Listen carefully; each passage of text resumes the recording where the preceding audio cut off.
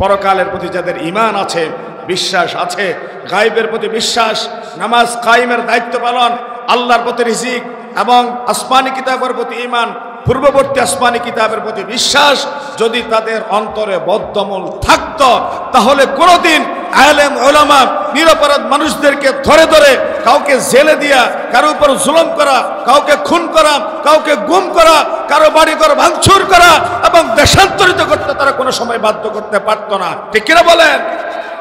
তাদের পরকালের প্রতি ঈমান নাই, আস্থা নাই, বিশ্বাস নাই। এই জন্যই তারা যত সব জুলুম, অত্যাচার, পারসিকিউশন, অবরোধ করে চলেছিল।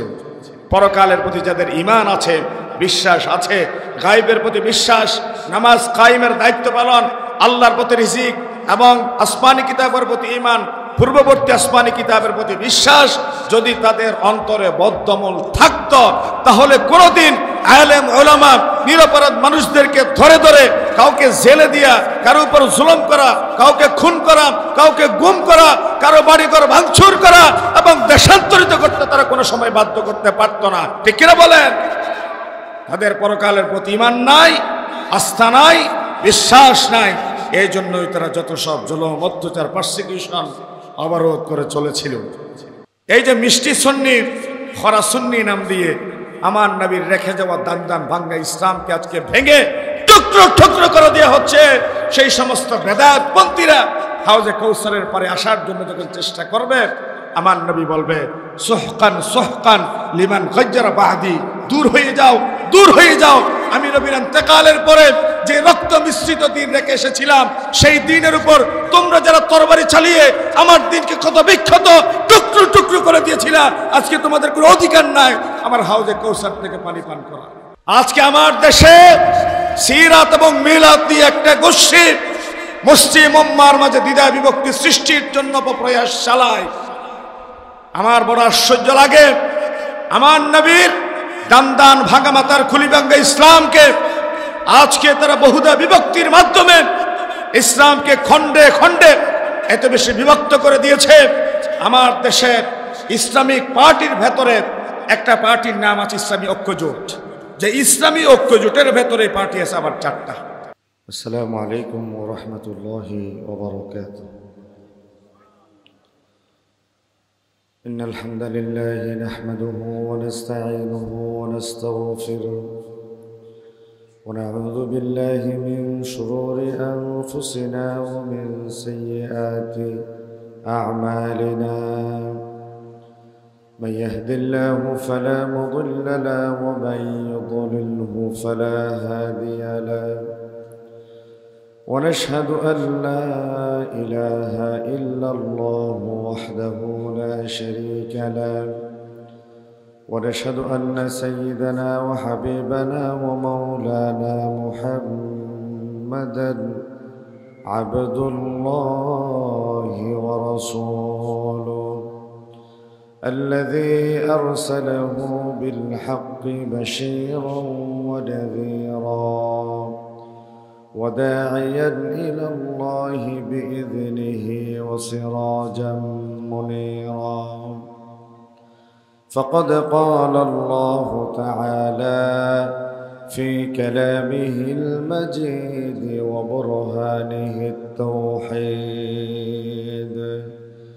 أعوذ بالله من الشيطان الرجيم. بسم الله الرحمن الرحيم. إن الله وملائكته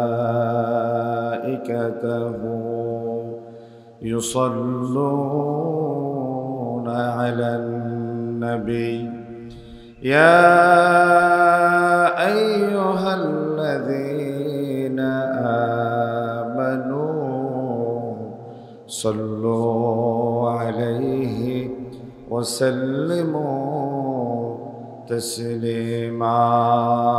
اللهم صل على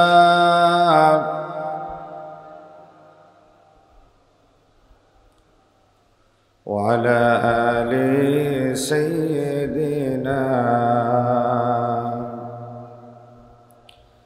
তাহাজ্জুদের যাইনা মাঝে মরণ দিও প্রভু আমায় একামতে দিনের কাজে কবুল করে নিও আমায় আল্লাহুম্মা সাল্লি আলা সাইয়্যিদিনা মাওলানা মুহাম্মদ وعلى آل سيدنا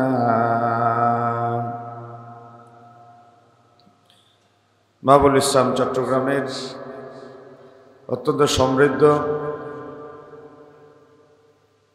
এবং সারা চট্টগ্রাম নয়, শুধু সারা বাংলাদেশে সর্বাধিক শিক্ষার হার এবং শিক্ষা প্রতিষ্ঠান এক জায়গায় একত্রিত থাকা এমন পরিসংখ্যানের সর্বাধিক পরিচিত ইউনিয়ন, এই চুনতি ইউনিয়নের নাবি হিসেবে খ্যাত চুনতি হাকিমিয়া কামিল মাদ্রাসার ওই পার্শ্বস্থ অলিকুল শিরোমণি শাহ সুফি শেখ হাফেজ আহমদ রহমতুল্লাহ আলাই প্রকাশ শাহ সাহেব কেবলা কর্তৃক প্রবর্তিত এই ঐতিহাসিক আন্তর্জাতিক 19 দিন ব্যাপী মাহফিল সিরাতুন নবী সাল্লাল্লাহু আলাইহি সাল্লামের আজকের এই সপ্তদশ দিবসের শ্রদ্ধাভাজন বরণ্য সভাপতি, বিশিষ্ট আলেম দ্বীন বারোবাকিয়া ইউনিয়ন থেকে বারে নির্বাচিত সম্মানিত চেয়ারম্যান, ইসলামী আন্দোলনের বীর সিপাহ সালার জনাব আলহাজ আল্লামা বদিউল আলম সাহেব হাফিজাহুল্লাহ, যে মাদ্রাসার একেবারে প্রাথমিক লেভেল থেকে মাধ্যমিক কামিল স্তর শেষ করার একটা সুযোগ আমাদের জীবনে হয়েছে। আমাদের আসাতেদায়ে কেরাম আন্তরিকতা, ভালোবাসা, স্নেহ, মমতা দিয়ে আজকের এই ডায়াস পর্যন্ত এসে কথা বলার রব্বে করিম আমাদের সুযোগ দিয়েছেন, যাদের বদান্যতা ইহসান আমাদের জীবনে কাজ করেছে। আমার শ্রদ্ধাভাজন আসাতেদায়ে কেরাম, মঞ্চ উপস্থিত মুআজ্জাজ আমন্ত্রিত অতিথিবৃন্দ, পিতৃতুল্য জাতির সেরতাজ মুরাব্বিয়ান আযম, সমবয়সী তরুণ যুবক কিশোর ভাইয়েরা, পর্দার আড়ালে উম্মাহাতুল মুমিনিনের যোগ্য উত্তরসূরি মা ও বোনেরা, আসসালামু আলাইকুম ওয়া রাহমাতুল্লাহি ওয়া বারাকাতুহু। আল্লাহ তাআলা শুকর আদায় করছি, যিনি আন্তর্জাতিক ঐতিহাসিক মাহফিলে সিরাতুন নবী সাল্লাল্লাহু আলাইহি ওয়াসাল্লামের এই সপ্তদশ দিবসে কথা বলার জন্য আমাদেরকে তিনি বাছাই করেছেন। রবের শেখানো ভাষায় হীনমন্যত দুর্বলতা জেড়ে ফেলে আমরা সকলেই আল্লাহর ভাষায় পড়ি আলহামদুলিল্লাহ। একটি নির্ধারিত বিষয়ের উপর কথা বলতে হবে, সময় আছে 50 মিনিট। সঞ্চালক হিসেবে আছেন আমার উস্তাদ, ডানে বামে সামনে পেছনে তো বেশি সংখ্যক আমার গুণীজনরা আছেন, যাদের বাই নেম সম্বোধন করা এটা আমার জীবনের দাবি।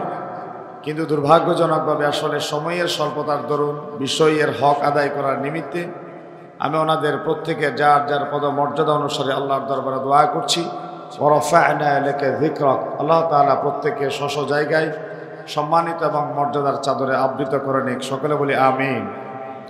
আমাকে যে বিষয়টা দেয়া হয়েছে পুনরুত্থান ও হাসরের ময়দানের বর্ণনা। আমরা মানুষ মায়ের পেট থেকে ভূমিষ্ঠ হয়ে শৈশব, কৈশোর, যৌবন, প্রৌঢ় বয়সের একটা পর্যায়ে পরিণত হওয়ার পরে রব্বে করিমের পক্ষ থেকে আমাদেরকে তিনি ডাক দিয়ে নিয়ে যান এবং আমরা মৃত্যুর কোলে ঢলে পড়ি। মৃত্যুর মাধ্যমেই পরকালের আমাদের যাত্রা শুরু হয়। মূলত মৃত্যুই হচ্ছে পরকালীন যাত্রার প্রথম সূচনা। কোরআনুল কারীম আল্লাহ রাব্বুল আলামিন মৃত্যুর ব্যাপারে একাধিক আয়াতে তিনি কথা বলেছেন, কুল্লু নাফসিন যায়িকাতুল মাউত, প্রাণী মাত্রই মৃত্যুর স্বাদ আস্বাদন করবে। তাওআন ওয়া কারহান ওয়া ইলাইহি ইরজাউন, মানুষের প্রাণীর ইচ্ছা থাক কিংবা বিরোধিতা থাক, অবশ্যই রবের কাছে তাকে ফিরে আসতেই হবে। মৃত্যুর মাধ্যমে মানুষ কবরে যায়, কবর থেকে একটা সময় গিয়ে পুনরুত্থান দিবস পর্যন্ত অপেক্ষা করে পুনরুত্থান হবে, সেটা আমরা বিশ্বাস করি। 7টি বিষয়ের প্রতি আমাদের ঈমান। আমানতু বিল্লাহ ওয়া মালাইকাতিহি ওয়া কুতুবিহি ওয়া রুসুলিহি ওয়াল ইয়াউমিল আখির ওয়াল কদরি খাইরিহি ওয়া শাররিহি মিনাল্লাহি তাআলা ওয়াল বা'সি বা'দাল মাউত। আল্লাহর প্রতি ঈমান, ফেরেশতাদের প্রতি ঈমান, আসমানি কিতাবের প্রতি ঈমান, আল্লাহর পক্ষ থেকে প্রেরিত রাসূলগণের প্রতি ঈমান, পরকালের প্রতি ঈমান, তকদীরের ভালো মন্দের প্রতি ঈমান এবং মৃত্যুর পর পুনরুজ্জীবিত হওয়ার প্রতি ঈমান। এই যে 7 নম্বর পয়েন্ট, পুনরুত্থান, এই বিষয়টাই মূলত আমার আজকের আলোচ্য বিষয়। আমরা ঈমানদার, আমরা মুমিন, আমরা বিশ্বাসী মৃত্যুর পর পুনরুত্থান আছে এবং অবশ্যই হবে। এ ব্যাপারে আমাদের বিশ্বাস আছে না নাই? অবশ্যই আছে। জাহেলিয়তের সেই বর্বরতার ভেতরেও তাদেরকে প্রশ্ন করা হলে আকাশ এবং জমিনের স্রষ্টাকে, ওয়ালা ইন সাআলতাহুম মান খালাকাস সামাওয়াতি ওয়াল আরদ লা ইয়াকুলুন্নাল্লাহ, তারা দ্ব্যর্থহীন কণ্ঠে বলতো আকাশ এবং জমিনের একজন স্রষ্টা আছেন, তিনি হচ্ছেন কে? আল্লাহ। কিন্তু তারা পরকালে বিশ্বাস করত না, পরকালের জবাবদিহিতায় বিশ্বাস করত না এবং পুনরুত্থানের ব্যাপারে তাদের অবিশ্বাস কাজ করত।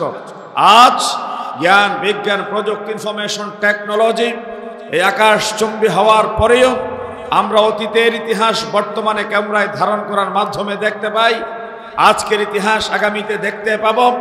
এবং এই ক্যামেরায় ভিডিও আকারে ধারণ করার এই ভিডিও ফুটেজ যখন আমরা গতকালেরটা আজকে দেখি, আজকেরটা ভবিষ্যতে দেখার একটা স্বপ্ন লালন করি, ঠিক এহেন প্রেক্ষিতে এক শ্রেণীর আধুনিক মনা বিজ্ঞান মনস্ক পরিচয় দিয়ে বুদ্ধিজীবীদের কাতারে দাঁড়িয়ে মৃত্যুর পরবর্তী পরকাল এবং পুনরুত্থানকে তারা জাহেলি যুগের মতো অস্বীকার করে বসে। ঠিক কিনা বলেন?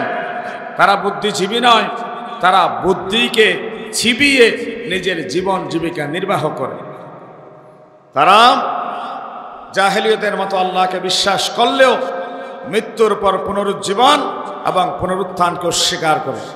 মৃত্যুর পর পুনরুজ্জীবন, আল্লাহর সামনে দাঁড়িয়ে বিচার ফয়সালার জবাবদিহি করতে হবে, হিসাব নিকাশ অবশ্যই পেশ করতে হবে। সেটা যদি তারা বিশ্বাস করত, তাহলে 16 বছরের এই জগদ্দল পাথর হয়ে বসে থেকে আলেম, ওলামা, পীর, বুজুর্গ, মসজিদ, মাদ্রাসার উপর নিজেদের কন্ট্রোলিং, নিয়ন্ত্রণ নিয়ে এসে যা ইচ্ছা যত সব অত্যাচার অবিচার তারা করেছে, এই ধরনের কোনো জুলুম অবিচার তারা 16 বছর করতে পারত না। ঠিক কিনা বলেন?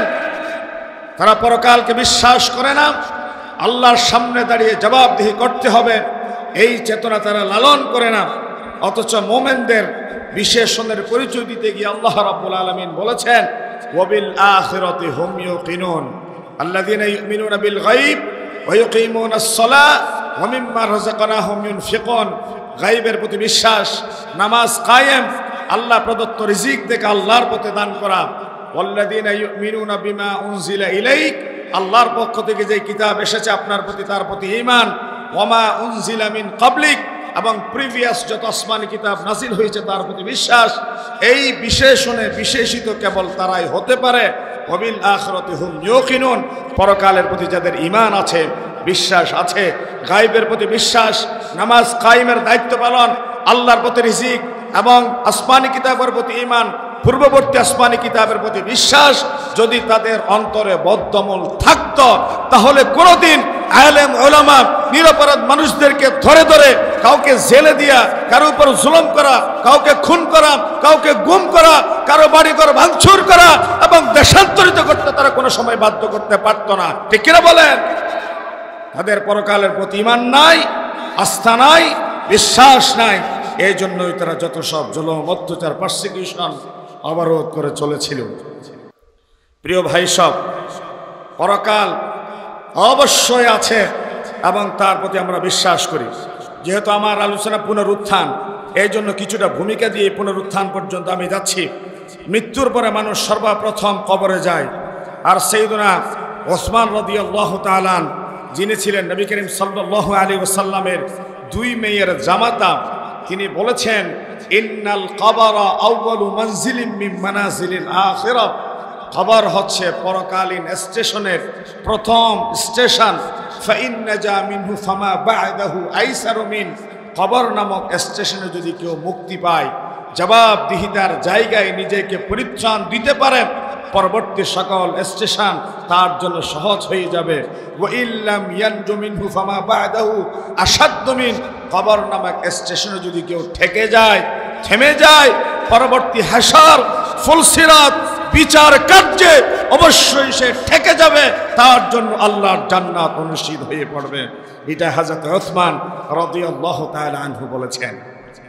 এবং জান্নাতের সুসংবাদ প্রাপ্ত যে 10 জন সাহাবীর তালিকা আমার পয়গম্বর পেশ করেছেন, তার ভেতরে একজন ছিলেন হযরত উসমান রাদিয়াল্লাহু তাআলা আনহু। জান্নাতের সুসংবাদ প্রাপ্ত সাহাবের ভেতরে নিজের নাম নিশ্চিত করে জানার পরেও কবরস্থান দেখার পরে তিনি স্বাভাবিক থাকতে পারতেন না, অঝর দ্বারায় চোখের পানি ছেড়ে দিয়ে তিনি কান্না করতেন।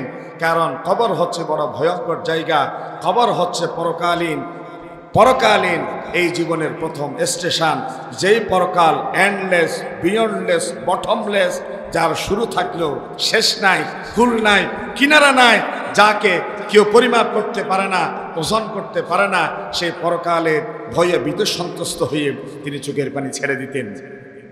প্রিয় ভাইরা আমার, মৃত্যুর মাধ্যমে মানুষ কবরে যায়। এই কবরের পরবর্তী ফাইসালা, কবরের পরবর্তী কিছু কাল আমি আলোচনা করতে পারছি না, যেহেতু আমার আলোচনার বিষয় হচ্ছে পুনরুত্থান। আমি সরাসরি পুনরুত্থান পর্যন্ত পৌঁছে যাই। ওয়াল বা'সি বা'দাল মাউত, কিয়ামত বা পুনরুত্থান সেটি কি? মানুষ যখন মারা যায় এবং ইসরাফিল 2 বার ফুৎকার দিবে, ইসরাফিল যে সিংহায় ফুৎকার দিবে, প্রথম ফুৎকারে সকল মানুষ ভীত সন্ত্রস্ত হয়ে জ্ঞান হারিয়ে ফেলবে এবং সকলেই মৃত্যুর মুখোমুখি পতিত হবে। এমনকি আল্লাহ রাব্বুল আলামিন ব্যতীত পৃথিবীর সকল মানব দানব মৃত্যুর কোলে ঢলে পড়বে, কেউ আর জীবিত থাকবে না। ইসরাফিল আলাইহিস সালাম দ্বিতীয় ফুৎকার দিবে। দ্বিতীয় ফুৎকার দেওয়ার পর কবরবাসীরা যার যার জায়গা থেকে উঠে কিছুক্ষণ দাঁড়িয়ে থাকবে। কথা কি বোঝা যায়? কবরবাসীরা ইসরাফিলের দ্বিতীয় ফুৎকারের আওয়াজ শুনে কবর থেকে উঠে যাবে, উঠে দাঁড়িয়ে যাবে। দাঁড়িয়ে সকলেই অবস্থান করে ময়দান মাহশরের দিকে এখন ছুটতে থাকবে, যেতে থাকবে। কোরআনুল কারীম আল্লাহ রাব্বুল আলামিন বলেন, ইয়াউমা নাহশুরুল মুত্তাকিনা ইলার রাহমানি ওয়াফদা ওয়া নাসুকুল মুজরিমিনা ইলা জাহান্নামা বিরদা। দলবদ্ধভাবে মুত্তাকিরা ময়দানে মাহশরের দিকে যেতে থাকবে, একটা জায়গায় গিয়ে নিজেরা সমবেত হবে। কোরআনুল কারীমে পুনরুত্থানের ব্যাপারে আল্লাহ রাব্বুল আলামিন সূরা জুমারের 67 নম্বর আয়াতে চমৎকার করে বললেন, ওয়ানুফিখা ফিস সূরি ফাসাইকা মান ফিস সামাওয়াতি ওয়া মান ফিল আরদি ইল্লা মান শাআল্লাহ সুম্মা নুফিখা ফীহি উখরা ফাইযা হুম কিয়ামুন ইয়ানজুরুন। সূরা জুমার 67 নম্বর আয়াতে আল্লাহ রাব্বুল আলামিন বলছেন, সিংহায় ফুৎকার দেয়া হবে, যার ফলে আসমান এবং জমিনে যারা আছে সবাই বেহুশ হয়ে মাটিতে পড়ে যাবে, তবে আল্লাহ যাকে ইচ্ছা করেন সে ব্যতীত।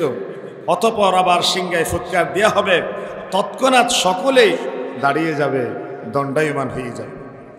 হাদিসে আসছে, নবী করিম সাল্লাল্লাহু আলাইহি ওয়াসাল্লাম বলছেন, আল মাইয়িতু ইউবআসু ফি সিয়াবিহি আল্লাতী ইয়ামুতু ফিহা। মৃত ব্যক্তিরা যে কাপড় নিয়ে কবরস্থানে তাকে দাফন করা হয়েছিল, আবু দাউদ শরীফের হাদিস, নবী করিম সাল্লাল্লাহু আলাইহি ওয়াসাল্লাম বলছে, ঠিক একই কাপড় নিয়ে মৃত ব্যক্তিদেরকে ময়দানে মাহশারে উঠানো হবে। সুবহানাল্লাহ বলেন। তাদেরকে সেই দিন ইসরাফিলের সিংহায় ফুৎকার দেওয়ার সাথে সাথে হাসরের দিকে নিয়ে যাওয়া হবে। প্রত্যেকে যার যার কবর থেকে উঠে এখন ছুটতে থাকবে, যেতে থাকবে। কোন দিকে যাবে? আমরা বলছি হাসরের ময়দানের দিকে যাবে। আওয়াজ দিয়ে বলেন, কোন দিকে যাবে? হাসরের ময়দানের দিকে যাবে। ময়দানে মাহশার একত্রিত হওয়ার জায়গা, যেখানে জমায়েত হবে। হাসর শব্দের অর্থ হচ্ছে একত্রিত হওয়া, জমা করা, অর্থাৎ পৃথিবীর চূড়ান্তভাবে ধ্বংস হয়ে যাওয়ার পর হিসাব নিকাশের জন্য বান্দাদেরকে আল্লাহ রাব্বুল আলামিন একটা বিশেষ ময়দানে পুনরায় একত্রিত করবেন। ওই ময়দানের নাম হচ্ছে ময়দানে মাহশার। আওয়াজ দিয়ে বলবেন, ওই ময়দানের নাম কি? ময়দানে মাহশার। এবং এই বিশেষ ময়দানটি হবে আমাদের এই বসবাসের জায়গা পৃথিবী। এই পৃথিবীটাই হবে ময়দানে মাহশার। কোরআনুল কারীম আল্লাহ রাব্বুল আলামিন কেমনে পৃথিবীকে ময়দানে মাহশার বানাবেন চমৎকার করে তিনি সূরা ইনশিকাকে বর্ণনা করলেন। وَإِذَا الْأَرْضُ مُدَّتْ وَأَلْقَتْ مَا فِيهَا وَتَخَلَّتْ। পৃথিবীকে সেই দিন সম্প্রসারিত করে দেওয়া হবে, এক্সপান্ড করে দেওয়া হবে, পৃথিবীকে খুলে দেওয়া হবে। فَيَذَرُهَا قَاعًا صَفْصَفًا لَا تَرَى فِيهَا عِوَجًا وَلَا أَمْتًا। ময়দানে মাহশরে মসৃণ সমতল ভূমি করে দেওয়া হবে সারা পৃথিবী। জমিনে থাকবে না লা তারা ফিহা ইওয়াজা ওয়ালা আমতা, কোনো টিলা থাকবে না, কোনো উঁচু নিচু থাকবে না, কোনো মোড় ঘুরপাক থাকবে না, সমান সমান্তরাল সারা পৃথিবীর যেদিকেই চোখ যায় বিস্তীর্ণ এক মরুপ্রান্তরের ন্যায় সেদিন দেখা যাবে ময়দানে মাহশর। ময়দানে মাহশরে আল্লাহ রাব্বুল আলামিন কেমনে মানুষদেরকে একত্রিত করবেন সেটা দীর্ঘদিন আমাদের জিজ্ঞাসা, আমাদের জানার একটা প্রশ্ন ছিল। আমরা প্রিন্সিপাল, ভাইস প্রিন্সিপাল, মুহাদ্দিস, প্রভাষক, অধ্যাপক, সহকারী অধ্যাপক, সহযোগী অধ্যাপক, এভাবে একটা সিরিয়াল সিকুয়েন্স আছে। ময়দানে মাহশরে মানুষ উত্তোলনের এই ধরনের কোনো সিকুয়েন্স বা সিরিয়াল আছে কিনা আমরা দেখতে পাচ্ছি। নবী করিম সাল্লাল্লাহু আলাইহি ওয়াসাল্লাম বলছেন, ইউহশারুন নাস ইয়াউমাল কিয়ামাতি সালাসাতা আসনাফ। কিয়ামতের ময়দানে মানুষকে তিনটা শ্রেণীতে বিভক্ত হয়ে ওঠানো হবে। সিনফান মুশাতান, একটা শ্রেণী হেঁটে হেঁটে যাবে, একটা শ্রেণী পায়ে হেঁটে সামনের দিকে অগ্রসর হবে। ওয়াসিনফান রুকবানান, আরেকটা শ্রেণী কোনো বাহনের উপর আরোহী হয়ে যাবে। ওয়াসিনফান আলা উজুহিহিম, নিজেদের মুখের উপর ভর দিয়ে দিয়ে চলবে। স্বাভাবিক আপনাদের মনে প্রশ্ন তৈরি হলো, এখন মানুষ পায়ে হাঁটে, বাহনের উপর চড়ে, কিন্তু মুখের উপর ভর দিয়ে কেমনে বিচরণ করে বা চলাফেরা করে? ঠিক আমার আপনার মতো প্রশ্ন সাহাবায়ে কেরামদের মনেও তৈরি হয়েছিল। কিলা ইয়া রাসূলুল্লাহ কাইফা ইয়ামশুনা আলা উজুহিহিম, মানুষ কেমনে মুখের উপর ভর দিয়ে সেদিন সামনে হাঁটবে? ক্বালা রাসূলুল্লাহ সাল্লাল্লাহু আলাইহি ওয়াসাল্লাম ইন্নাল্লাযী আমশাহুম আলা আকদামিহিম কাদিরুন। এই যে পৃথিবীতে আমরা যারা বিচরণ করি, আমরা যে পায়ের উপর ভর দিয়ে চলি, পার্শ্ব ছাপ আমাদেরকে ঘিরে রাখে বলে আমরা হাঁটার সময় ডানে বামে সামনে পেছনে পড়ে যাই না। এই যে হাঁটার সক্ষমতা, এই যোগ্যতা দিয়েছেন কে? কথা বলে না, যোগ্যতা দিয়েছেন কে? মানুষ যে পায়ের উপর ভর দিয়ে চলে, পদব্রজ চলার যোগ্যতা দিয়েছেন আমার আল্লাহ। আমার নবী বলেছেন, ইন্নাল্লাযী আমশাহুম আলা আকদামিহিম কাদিরুন আলা আন ইউমশিয়াহুম আলা উজুহিহিম, বলে যে পৃথিবীর মানুষ যেমনে পদব্রজ হয়ে চলে, পায়ের উপর ভর দিয়ে চলে, কিয়ামতের ময়দানে আল্লাহ রাব্বুল আলামিন একই ক্ষমতা প্রয়োগ করে মানুষকে, একটা শ্রেণীকে নিজের মুখের উপর ভর দিয়ে চলার যোগ্যতার সক্ষমতা সেদিন তিনি দান করবেন। সুবহানাল্লাহ বলেন।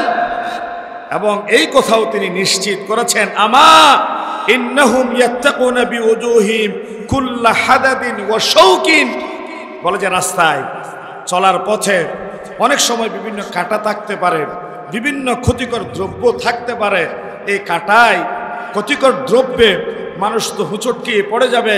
এই মুখের উপরে ভর দিয়ে চলতে গিয়ে সে অ্যাটাক হবে, আক্রান্ত হবে।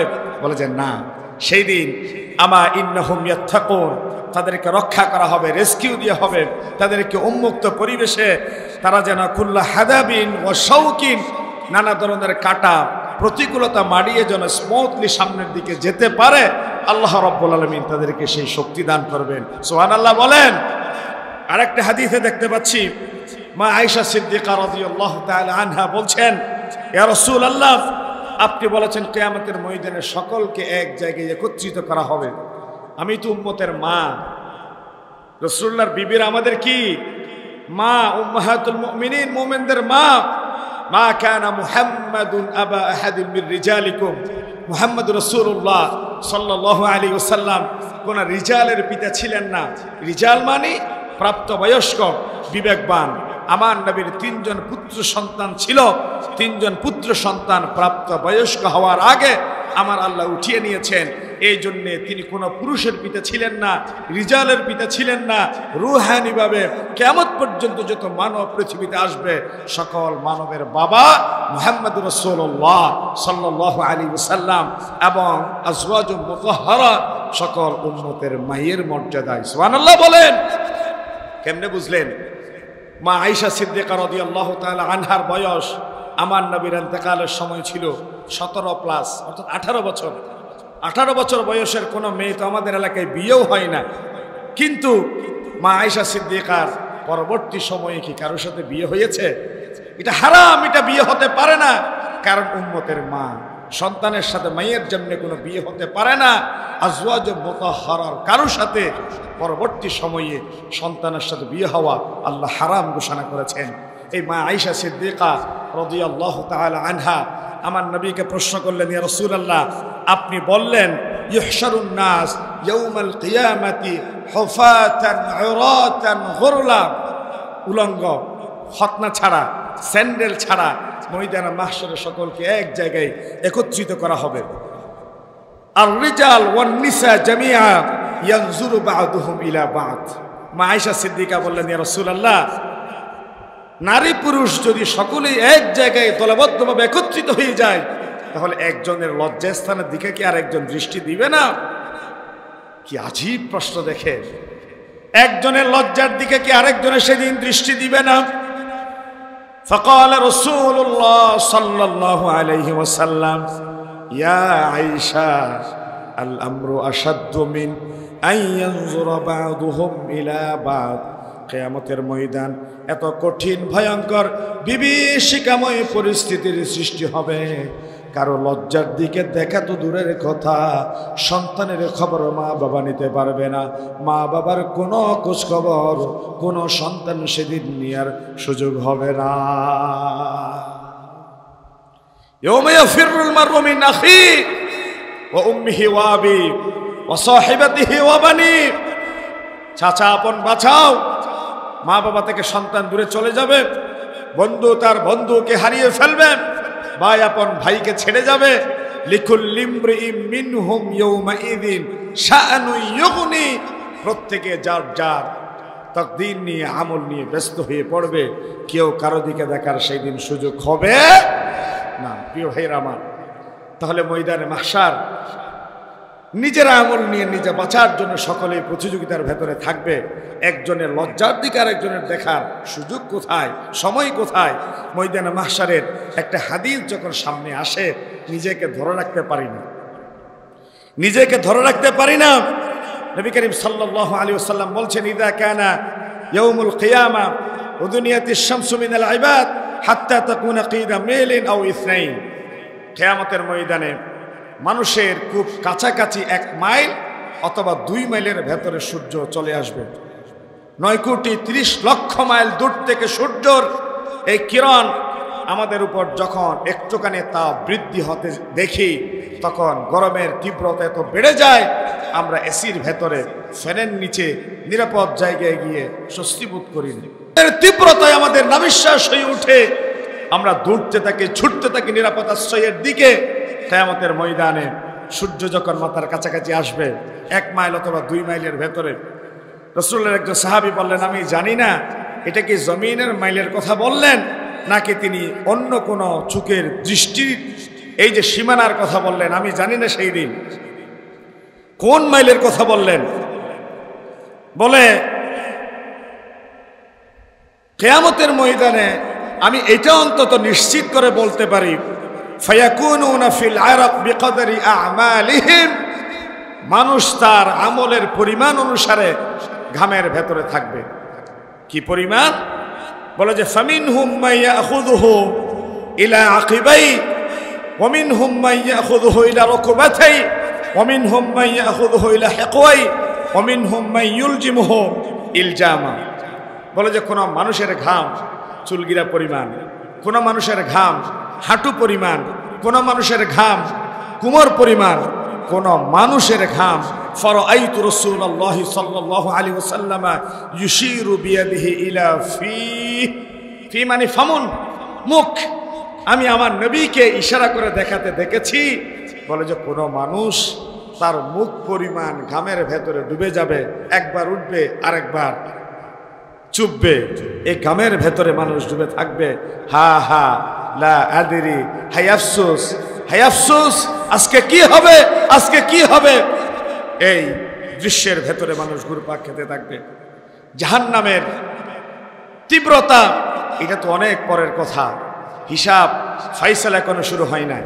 আমাকে যেহেতু অনেক দূরে যেতে হবে অনেক বিষয় নিয়ে, আমি আজকে বিশদ ব্যাখ্যার দিকে যাব না। অর্থাৎ কবরের কথা এক সেন্টেন্সে শেষ করে দিলাম, পুনরুত্থানের কথা দুইটা হাদিসের ভিতরে শেষ করে দিলাম, ময়দানে মাহশরের কথা, এটা যেহেতু ময়দানে মাহশর থেকে হাউজে কৌসার, হাউজে কৌসারের পরে আবার আছে বিচার, বিচারের ভেতরে বিচারের নিরপেক্ষতা, বিচারের ভেতরে বিচারকের বৈশিষ্ট্য, বিচারকের পরে আবার হচ্ছে মানুষ বিচার করার সময় সাক্ষীর প্রয়োজনীয়তা দেখা দেয়, সাক্ষী কাকে ডাকা হবে, তারপরে কার হিসাব সহজ হবে, এই জাতীয় কিছু পয়েন্ট যেহেতু সামনে আছে, আমি একেবারে ধারাবাহিক কথা বলার জন্য কিছু কথা আমি স্কিপ করে যাচ্ছি। কিয়ামতের ময়দানে মানুষ ঘামের ভেতরে সাতটাতে থাকবে, এখানে হবে 50,000 বছর, 50,000 বছর। শুধু একটা হাদিস বলে যায়, সকলেই মিলে আদম আলাইহিস সালাম আবুল বশরের কাছে যাবেন, তিনি বলবেন লাস্তু হুনাকুম, আজকে আমার পক্ষে কিছুই করা সম্ভব না। ইব্রাহিম আলাইহিস সালামের কাছে যাবে আপনি খলিলুল্লাহ, তিনি বলবেন লাস্তু হুনাকুম। নূহ আলাইহিস সালামের কাছে যাবেন, তিনি বলবেন লাস্তু হুনাকুম। লম্বা হাদিস। সমস্ত উম্মতের নরনারী সর্বশেষ বিশ্বনবী মুহাম্মদ রাসূলুল্লাহ সাল্লাল্লাহু আলাইহি ওয়াসাল্লামের কাছে যাবেন, উম্মদের দরদি পয়গম্বর, তিনি আল্লাহ তাআলার কাছে ছুটে যাবেন। আল্লাহর আরশের ডান পাশে গিয়ে 7 দিন সিজদায় মস্তকটা ঠেকিয়ে রাখবেন। 7 দিন পরে আল্লাহ রাব্বুল আলামিন আমার হাবিবকে বলবেন ইরফা রাসাকা ইয়া মুহাম্মদ সাল তু'তা ইশফা তুশফা। নবী হে আমার, আজকে কান্নার সময় নাই, মস্তক উত্তোলন করুন, সুপারিশ করুন। আজকে আপনি নবী চাইবেন, আপনার চাওয়ার পরে আমি আল্লাহ দিতে দেরি করা হবে না। সুবহানাল্লাহ বলেন। ওয়ালা সাউফা ইয়াতুকা রাব্বুকা ফাতারদা। নবী হে আমার, আমার সেই কথা মনে আছে, আপনি নবীকে মক্কার জমিনের সিজদায় গেলে মক্কার সেই কুরাইশ কাফেররা ওটের পচা নাড়ি বুড়ি উঠিয়ে দিয়ে হত্যার অপচেষ্টা করত। আমার মনে আছে, রাতের আঁধারে নির্মম কঠিন পরিণতির ভেতর দিয়ে আপনি আবু বকর সিদ্দিকের সাথে নিয়ে মদিনায় হিজরত করে চলে গিয়েছিলেন। ওকুর রব্বি আদখিলনি মুদখালা সিদিকিন ওয়া আখরিজনি মুখরাজা সিদিকিন ওয়াজআলনি মিন লাদুনকা সুলতানান নাসীরা। আমি আপনাকে মক্কার কষ্ট ভুলানোর জন্য মদিনা প্রজাতন্ত্রের প্রেসিডেন্ট বানিয়ে দিয়েছিলাম, সুলতানে নাসির দিয়েছিলাম, বিজয়ের মুকুট মাথায় দিয়েছিলাম। আমি আপনাকে ওয়াদা দিয়েছিলাম ওয়ালা সাউফা ইউতিকা রাব্বুকা ফাতারদা, এমন কিছু দেয়া হবে যা কিছু পেয়ে আপনি নবী খুশি হয়ে যাবেন। আজকে সেই দিন, আজকে পূর্ণাঙ্গ পরিপূর্ণরূপে আপনার দুনিয়ার সমস্ত কষ্টের বদলা প্রতিদান দেওয়ার মাধ্যমে আপনার কষ্টকে লাঘব করে দেওয়া হবে। সুবহানাল্লাহ বলেন। আমার নবী আল্লাহর দরবারে সিজদায় থাকবেন, আল্লাহ বলবেন ইরফা রাসাক। নবী হে আমার, হাবিব আমার, আজকে চান সাল তু'তা, দিয়ে দেওয়া হবে আপনাকে। ইশফা তুশাফা, সুপারিশ করুন, মঞ্জুর করা হবে।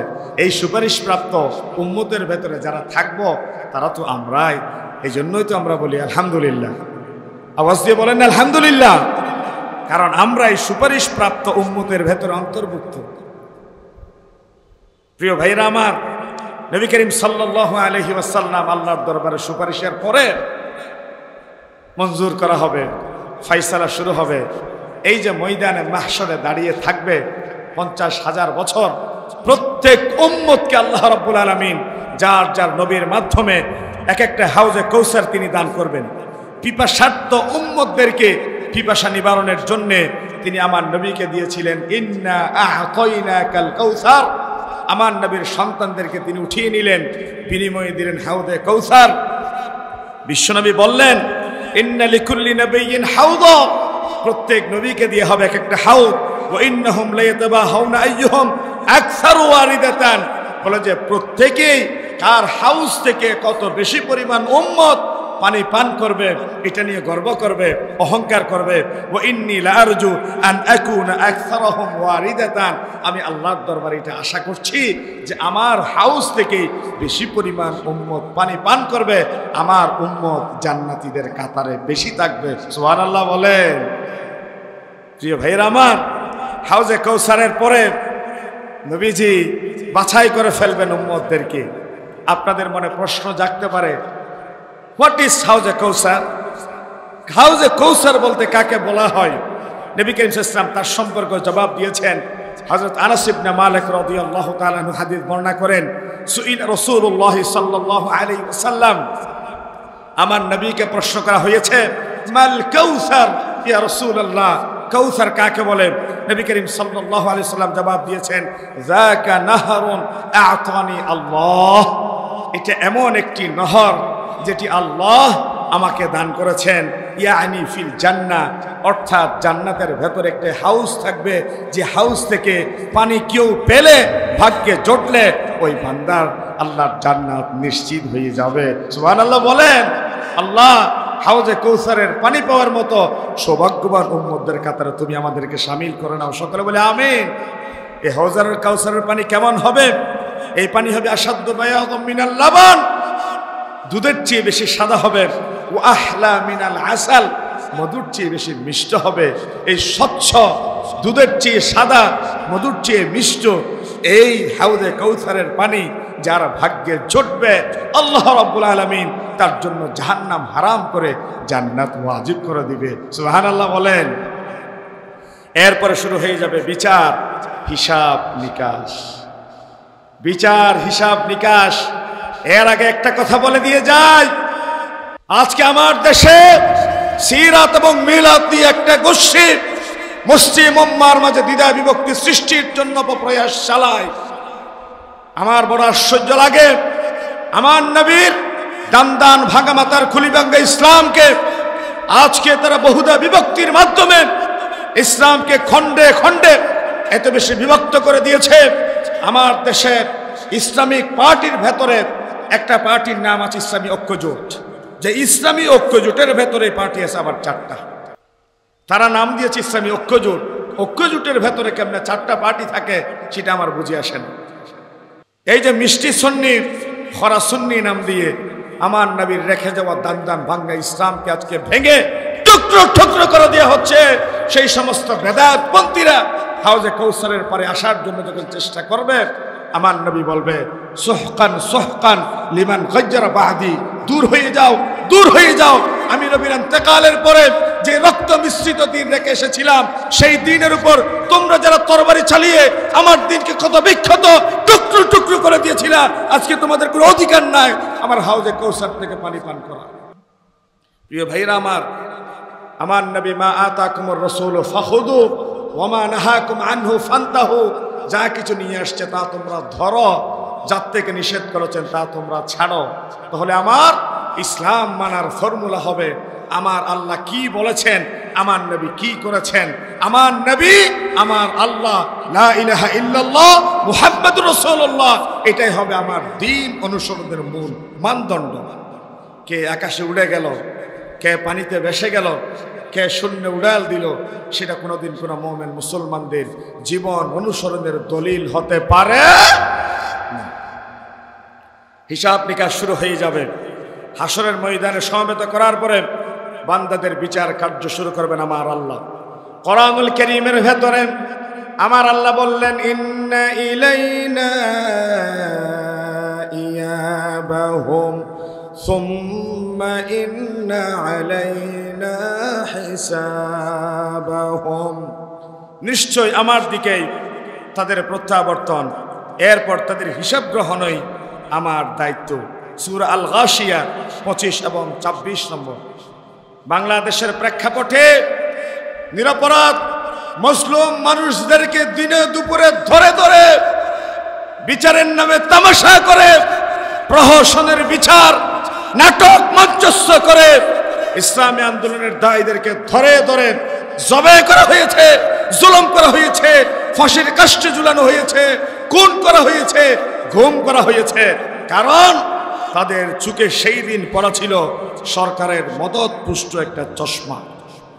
আজ দিনের বেলায় বিচারকের এজলাস থেকে বিচারের ফাইসালা কেমন হবে তার প্রাক প্রস্তুতি পূর্বরাতেই তারা রিহার্সাল করে এসেছে। আমার আল্লাহর সেই বিচারও কি তেমন হবে?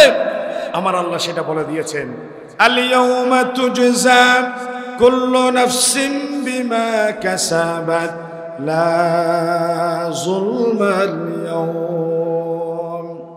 আজকে কারো উপর কোনো জুলুম করা হবে না, কারো উপর কোনো ধরনের অবিচার করা হবে না। যে যেই পরিমাণে আমল করেছে প্রত্যেকজন ব্যক্তিকে তার পাওনা যথার্থই বুঝিয়ে দেওয়া হবে। আওয়াজ দিয়ে বলেন কথাটা কার? আমার আল্লাহর নিরপেক্ষ কথা। তিনি বলেছেন, আজ আমার দেশের বিচার ফাইসালার এই কাঠগড়ায় দাঁড়ানোর সময় বিচার প্রার্থীর পক্ষ থেকে, বাদী বিবাদী উভয়ের পক্ষ থেকে এক একজন বা একাধিক আইনজীবী নিয়োগ করা হয়। কিয়ামতের ময়দানে কি তেমন হবে? বিশ্বনবী মুহাম্মদ রাসূলুল্লাহ সাল্লাল্লাহু আলাইহি ওয়াসাল্লাম বলেছেন, মা মিনকুম মিন রাজুলিন ইল্লা সায়ুকাল্লিমুহু রাব্বুহু ইয়াওমাল কিয়ামাহ ওয়া লাইসা বাইনাহু ওয়া বাইনাহু তারজুমান। কিয়ামতের ময়দানে আল্লাহ রাব্বুল আলামিন প্রত্যেকের সাথে কথা বলবেন। তখন তার ও বান্দাদের মাঝে কোনো বিলিঙ্গুয়াল দুভাষী থাকবে না, মাঝখানে কোনো লয়ার উকিলের প্রয়োজন হবে না। আমরা সেদিন কথা বলবো কার সাথে? কথা বলে না, কথা বলবো কার সাথে? আল্লাহর সাথে কথা বলবো। প্রিয় ভাইয়েরা আমার, কথা বলার পরে বিচার ফাইসালার সময় বান্দাকে আমল নামা দিয়ে দেওয়া হবে এবং এক একটা পেপার হাতে দেওয়ার মাধ্যমে বলা হবে, এই আমলের খাতায় ফেরেশতারা কোনো অতিরঞ্জন অতি সংকুচন করেছে নাকি তোমরা একটু যাচাই বাছাই করে দেখো। সেই দিন জান্নাতি যারা, ডানপন্থী যারা, আজ দুনিয়ার আদালতে যেমনি দুনিয়ার জমিনে যেমনি ডানপন্থী বামপন্থী দুটো পক্ষ আছে, কিয়ামতের ময়দানে সেদিন দুটো পক্ষ হয়ে যাবে। ডানপন্থী যারা তাদের আমল নামা সামনের দিক থেকে উড়ে উড়ে ডান হাতে আসবে, বামপন্থী যারা তাদের আমল নামা পিছন দিক থেকে বাম হাতে আসবে। ডান হাতে যাদের আমল নামা আসবে, আল্লাহ রাব্বুল আলামিন বলেন, فَأَمَّا مَنْ أُوتِيَ كِتَابَهُ بِيَمِينِهِ فَيَقُولُ هَاؤُمُ اقْرَءُوا كِتَابِيَهْ إِنِّي ظَنَنتُ أَنِّي مُلَاقٍ حِسَابِيَهْ فَهُوَ فِي عِيشَةٍ راضية। সেদিন ডানপন্থী যারা হবেন, যাদের আমল নামা ডান হাতে দেওয়া হবে, তার আনন্দ আহ্লাদে বলবে, দেখো নিজেদের আমল নামা নিজেরা পার্শ্ববর্তী অন্যদেরকে দেখিয়ে বলবে, হা উমুকরাউ কিতাবিয়া। আল্লাহ রাব্বুল আলামিন আমাকে বাছাইকৃত বান্দাদের কাতারে শামিল করে নিয়েছেন। আমার আমল নামা তুমি নাও, তুমি একটু আমার আমল নামাটা একটু পড়ে দেখো। ইন্নী যানানতু আন্নী মুলাকিন হিসাবিয়া। আমি জানতাম একদিন এই হিসাবের মুখোমুখি হতেই হবে। ফাহুয়া ফি আইশাতির রাদিয়া। আজকে তাদের জন্য কত আনন্দের, কত খুশির সুসংবাদ। আর যাদেরকে বাম হাতে দেওয়া হবে, ওয়া আম্মা মান উতিয়া কিতাবাহু বিশিমালিহি ফায়াকুলু ইয়া লাইতানি লাম উতা কিতাবিয়া ওয়া লাম আদরি মা হিসাবিয়া ইয়া লাইতাহা কানাতিল কাদিয়া মা আগনা আন্নি মালিয়া হালাকা আন্নি সুলতানিয়া। বাম হাতে যাদের আমল নামা দেওয়া হবে, সেদিন তারা বলবে, হায় আফসোস, আমাকে যদি এই আমল নামাটা না দেওয়া হতো। আচ্ছা বলেন, সেদিন যদি কি আফসোস করে বলে, আমল নামা যদি আমাকে না দেওয়া হতো, আমল নামা কি না দিয়ে থাকবে? কথা বলে না, আমল নামা কি না দিয়ে থাকবে? না। এবং তারা বলবে, আমার যদি আজকে হিসাব নিকাশ না হতো, আমি যদি হিসাব নিকাশের ব্যাপারে অবগত না হতাম, আজকে দরবেশ বাবা সালমান এফ রহমান বাংলাদেশের কত বড় শিল্পপতি ছিলেন, তার দাড়ি ফেলে দিয়ে রাতের আঁধারে নৌকার মাঝি সেজে পলায়নের ভেতরে কোরআনের দুটো আয়াত আমার মনে পড়লো, যেই দুটো আয়াত আপনাদের সামনে তেলাওয়াত করলাম।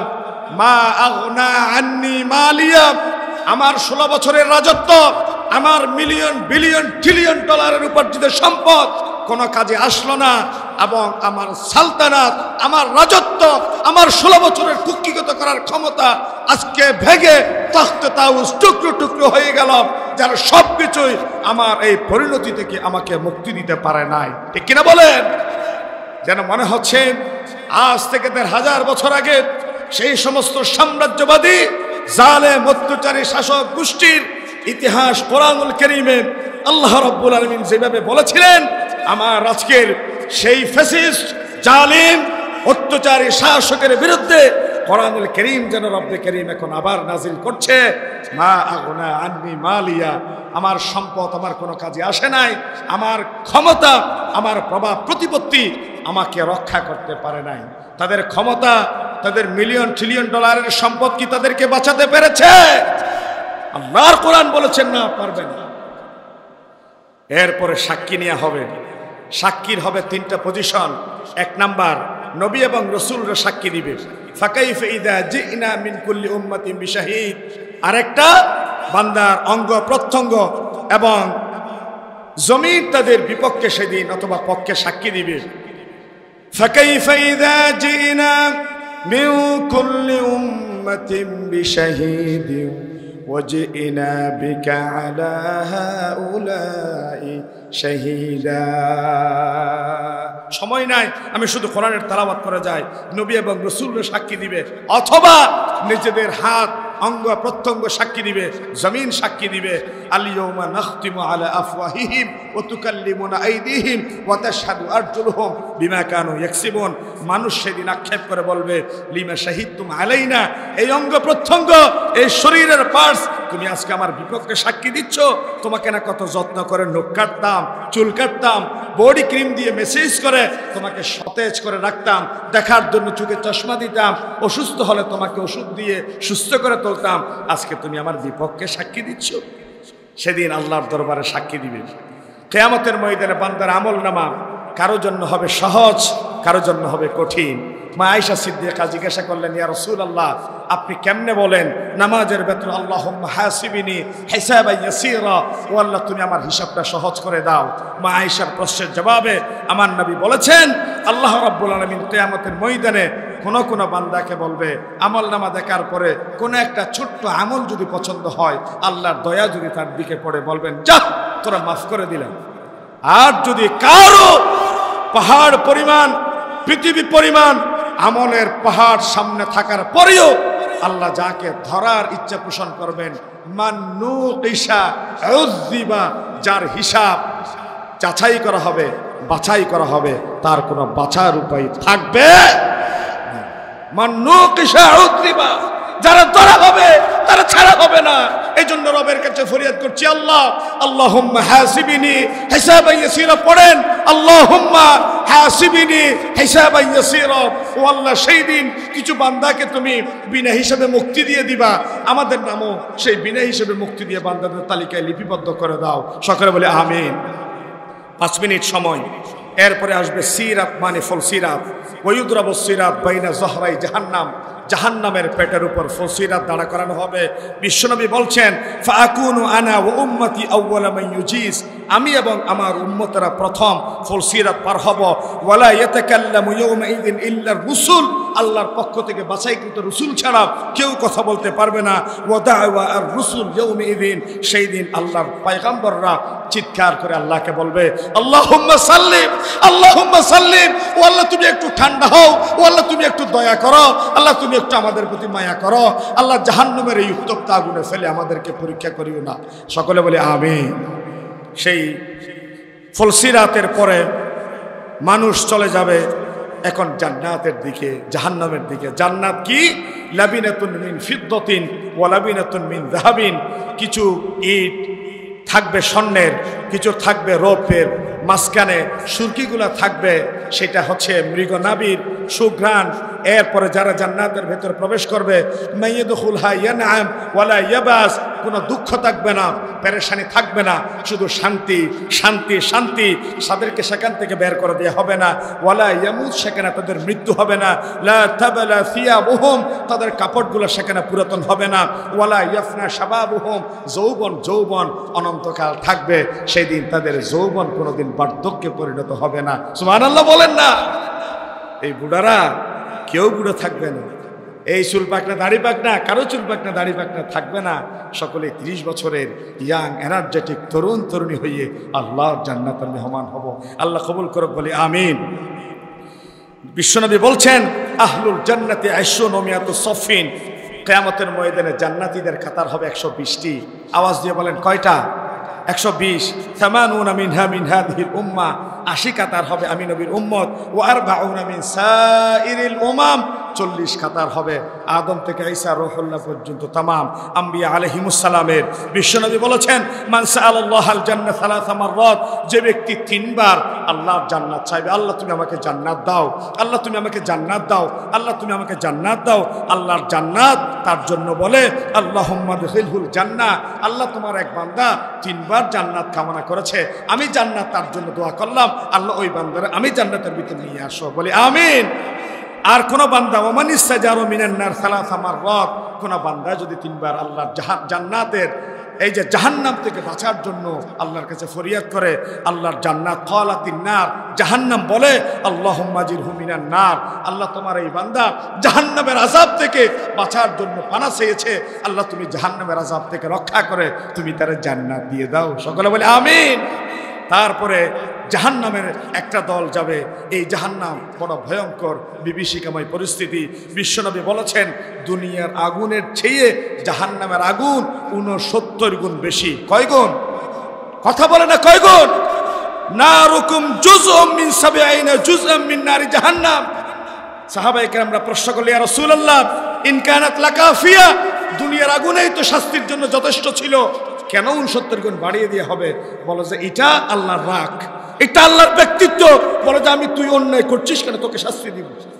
আল্লাহর শাস্তি দেওয়ার জন্য দুনিয়ার 1 ভাগ আগুন যথেষ্ট ছিল, তারপরেও আল্লাহর রাগ গুসার কারণে আর 69 গুণ জাহান্নামকে শক্তিশালী করে এই বান্দাদেরকে সেই দিন জ্বালানো হবে।